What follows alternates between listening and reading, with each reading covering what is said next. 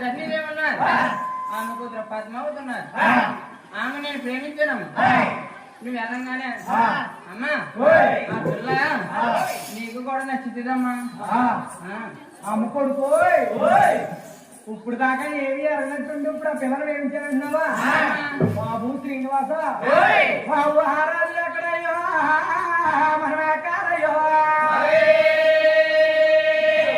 కొడుకు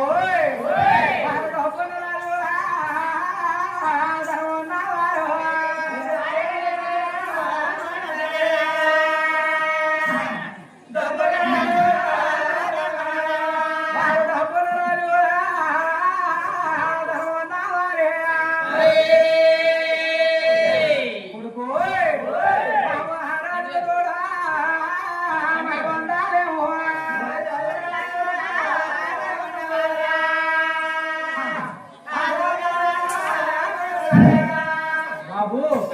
వాహనం మేడం మిత్రుడు